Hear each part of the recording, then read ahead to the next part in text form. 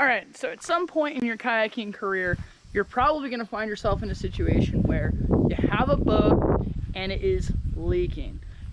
You're probably going to do the obvious things like look at the bottom of it, see if there's a big crack, check for loose bolts. Here's what you can do beyond that to identify the leak, maybe fix the leak, get back on your way. So you might actually recognize this boat. This is the boat that I did the badass outfitting swap into, and I got it dropped off here this weekend because my buddy said, I don't know where, but it's leaking somewhere and I've tried everything, I'm out of ideas. So let's start with the easy stuff. Some of the simple things you can do are putting tape over bolt holes. Now, is this a permanent solution? Nah. It could work, it could help you identify what it is. Ultimately though, it's not a good solution because the real answer would be, if this works, take them off one by one until something starts leaking and then just figure out what the issue is with that bolt. So we'll talk about leaking bolts later, but let's assume you absolutely can't identify it. Do what I'm doing. Let's put it up on sawhorses. Let's fill it with water and see if water starts leaking out the bottom. Oh, did I just see a drip? Oh, I sure did. So you can see right here, this crack really just looked like a scratch when I was first taking a look at the boat, and certainly my buddy thought it was a scratch, but now that water's coming through, you can A, visually see the water's coming through, and B, you can really get a better understanding of the extent of the crack. It is leaking from here all the way back to here. Hey, Mr. Spider. So, just texted my buddy the bad news.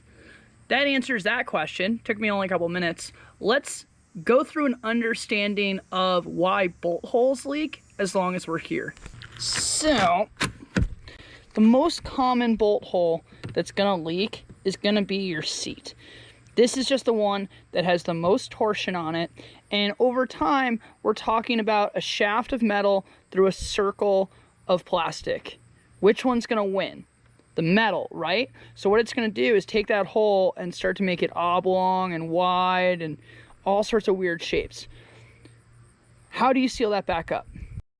So, this bolt assembly is typical of something that you may see on your seat, right?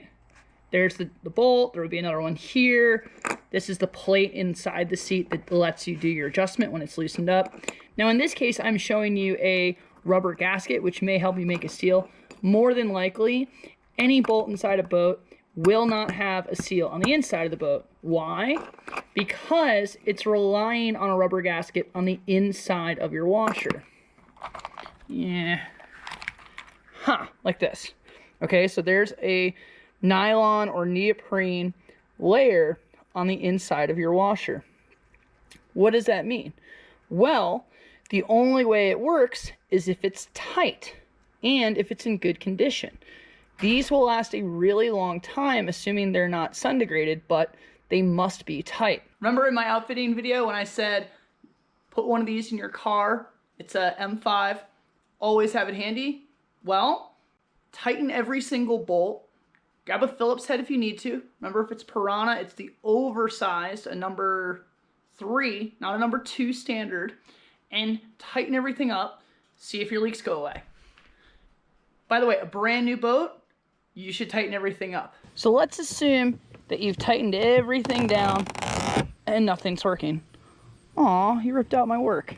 Let's look at a place which is really common for cracks to hide that will absolutely sink your boat.